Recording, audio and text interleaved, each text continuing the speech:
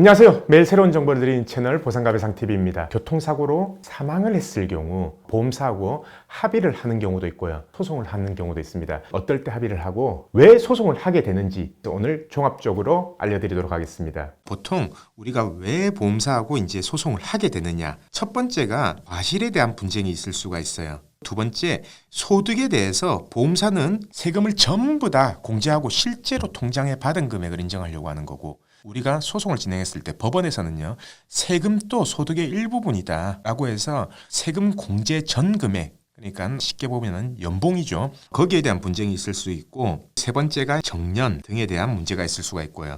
그리고 위자료에 대해서도 보험사하고 차이가 납니다. 그래서 사망사고, 그 이후에 보험사하고 합의를 하는 과정, 그리고 왜 합의가 안 되고 소송이 되냐, 만약에 소송이 된다면 소송은 어떻게 진행되냐, 거기에 대해서 알아볼 거고요. 실제로 보험사가 제시한 금액하고 소송에서 판결받았던 금액을 비교하면서 오늘 이 내용에 대해서 설명해 드리겠습니다. 그래서 오늘 주제는 교통사고로 사망 시에 일반적인 처리 절차는 어떻게 되냐. 자, 이거는 실제로 법원의 소송 과정 중에서 청구 취지라고 해서요, 얼마를 판결을 해달라 이렇게 이제 청구를 하는 겁니다. 이 사건 같은 경우에 판결까지 갔습니다. 우리가 청구했던 취지, 그러니까 이 청구 취지라는 거 뭐냐면, 우리가 계산했을 때는 금액이 이 정도 나온다, 이거에 대해서 법원에서 판결을 해달라 이렇게 청구를 하는 겁니다. 이렇게 화면에서 까만색으로 표시된 부분은요, 개인 정보가 들어가 있는 사항이에요. 그래서 제가 이 이름은 지운 거고요. 미혼인 30대 남성이 교통사고 나서 사망하게 된 케이스입니다. 미혼이기 때문에 부모님 두 분이서 상속인이 되겠죠. 부모님 두 분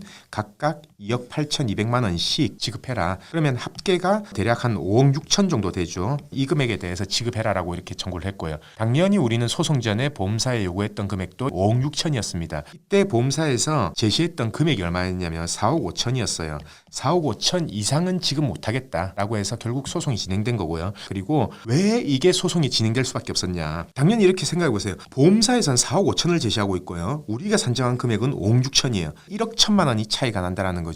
사실 부모 입장에서는요, 아들이 억울하게 사망을 했기 때문에 합의하기가 싫어요. 형사든 민사든 고생해서 취업하고 멀쩡하게 회사 다니고 있는 아들이 이렇게 교통사고로 억울하게 사망을 했는데 가해자 얼굴 보고 싶겠습니까? 가해자 보험사하고 합의하고 싶겠어요? 그리고 가해자 이름이 나와 있는 이 합의서에 어떤 부모님이 도장을 막 찍고 싶겠습니까? 자, 예를 들어서 5억 6천 보험사가 다 준다고 하더라도 합의가 될지 안 될지 모르는 상황이에요. 근데 지금 1억 1천만 원이 차이가 나는 겁니다. 당연히 부모 입장에서는 받아들이기 힘들죠. 그래서 결국 소송이 진행됐고요. 일반적으로 이런 케이스들 때문에 사망사고도 소송이 진행된다라는 얘기예요. 이 사고는 무과실 사고입니다. 소득에 대해서도 과실에도 이변 없었어요. 그래도 소송이 진행된다라는 얘기죠. 자, 그러면은 이 소송에 대해서 일반적인 절차 제가 한번 좀 설명을 드리겠습니다. 사실 저희가 이 사건 의뢰를 받아도요, 보험사하고 우선 합의를 합니다. 보통 합의 과정 중에서 약관 지급 기준대로 금액 뽑으면 아까 제가 말했던 4억 5천보다 더 작게 나와요. 그래서 보험사에서는 특인 제도라고 해서요, 약관 지급 기준대로 계산하는 게 아니라 법원에서 산출하는 방식 그대로 계산을 합니다. 대신 사망에 대한 위자료, 부상에 대한 위자료는 1억을 보통 산정을 안 하고요, 대략 한 8천만 원 정도를 산정해요. 위자료에서 한 2천만 원 빠지고 시작하죠. 그리고 이 특인이라는 걸 산정할 때는요, 담당자가 금액을 산정하는 게 아니라 이런 이유 때문에 약관상 지급 기준으로 합의가 안 된다, 보험사의 법무팀 아니면 특인 심사팀이 따로 있습니다. 그 심사팀에 이 자료를 올리는 거예요.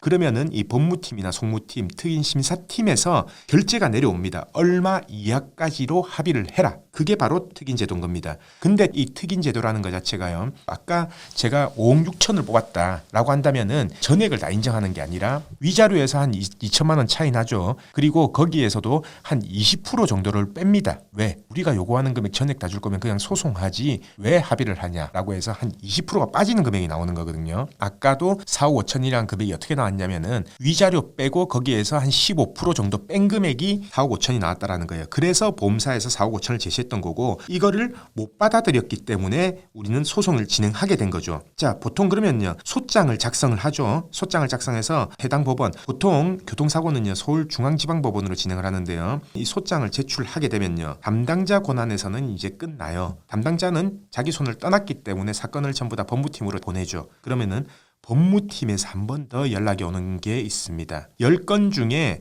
한 3건에서 4건 정도는 법무팀에서 다시 연락이 와요. 소취하하고 합의가 안 되겠냐. 사실 이때는 흑인 기준 내려온 금액보다 조금 높아요. 그래도 우리가 원하는 금액 100%는 여기서도 처리를 안 된다라는 거죠. 그래서 결국 이 소송이 진행되고 소송 진행 과정 중에서 판사님께서 하위 권고 결정을 할 수도 있고요. 그리고 만약에 예를 들어서 우리가 원하는 금액이 5억 6천이었잖아요. 그러면은 소송이 진행됐을 판사님이 하위 권고 결정을 했을 때 5억 5천 이렇게 해서 하위 권고 결정을 합니다. 근데 우리는 이 1,000만 원도 양보하기 싫은 거예요. 그러면은 이의 신청을 하면 됩니다. 이의 신청을 하게 되면은 화해 권고 결정은 없었던 게 되는 거고요. 다시 판결로 가게 되는 거죠. 이의 신청이라는 거는 원고 피고가 있죠. 즉 피해자하고 보험사가 있잖아요. 둘 중에 한 군데라도 이의 신청이 나오면 화해는 안 됐다라고 보시면 돼요. 그래서 이게 이제 판결로 이어지는 거고 판결로 이어지면 판결문이 나오죠. 판결문이 나오면요. 판결 금액하고 플러스 이자가 지급이 됩니다. 판결문에 명시된 대로 이자가 계산돼서 지급이 되거든요. 그리고 그 이후에는 소송 비용 청구, 인지액 송달료 썼던 것들, 그리고 변호사 비용을 청구할 수 있다라는 얘기죠. 보통 소송 사건이 이렇게 진행이 되고요. 저희가 전자소송 사이트에서 소송 과정을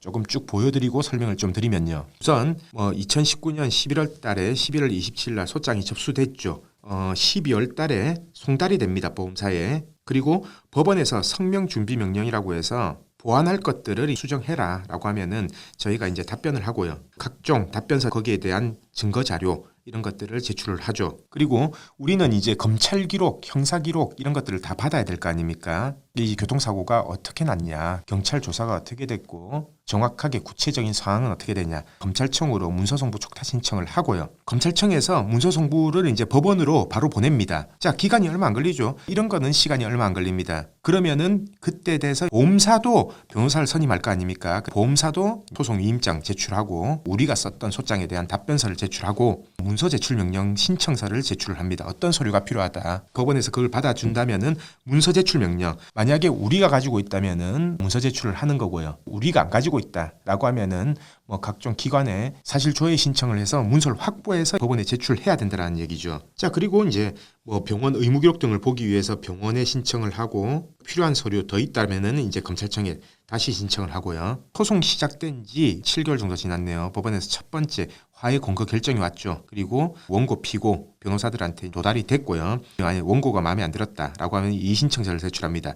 그러면은 피고들도 이의 신청을 보통 제출해요. 여기 보시면은 피고도 이제 여기에 대한 이의 신청을 제출하죠. 왜 그러냐면요. 그러니까 5억 6천인데 화해 권고 결정이 5억 3천 정도 나왔던 것 같은데 우리가 이의 신청을 한다. 피고는 만약에 가만히 있어요.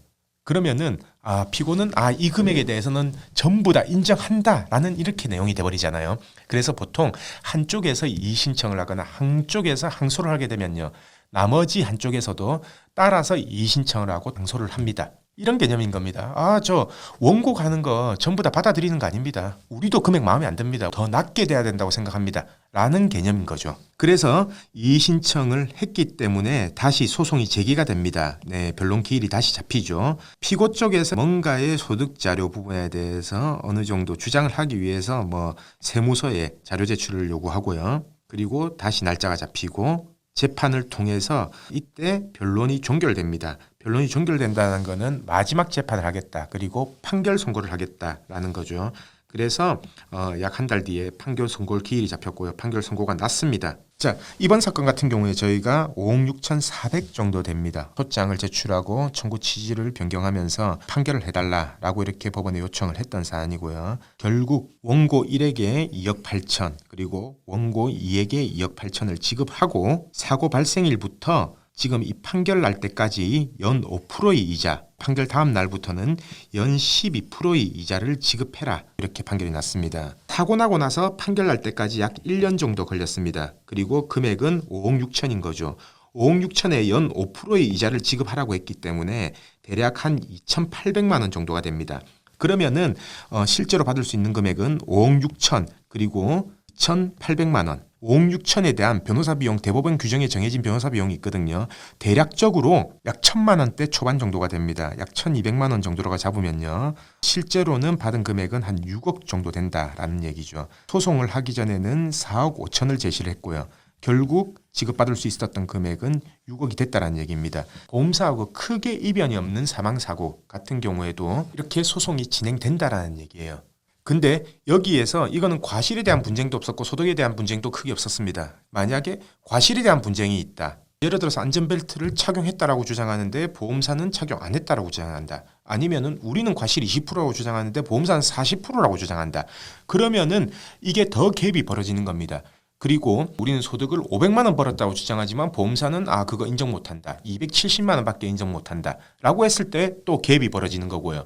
가해자가 음주운전이기 때문에 위자료를 2억 청구하겠다라고 하는데 보험사는 안 된다. 8천만 원밖에 지금 못하겠다. 라고 하면은 갭이 계속해서 벌어진다는 거죠. 그래서 이 소송을 결정할 때는요. 소송을 했을 때 최소한 그래도 어느 정도는 받아지겠다. 최대 어느 정도 받아지겠다. 그러면은 실익이 얼마다. 라는 부분을 꼭 계산을 하시고 진행을 하시는 게 합리적인 방법이라고 제가 설명을 누누이 드리고 있고요. 자, 그래서 오늘은 왜 교통사고 사망사고에도 소송이 진행되는지, 왜 합의가 안 되는지 거기에 대해서 제가 알려드렸습니다.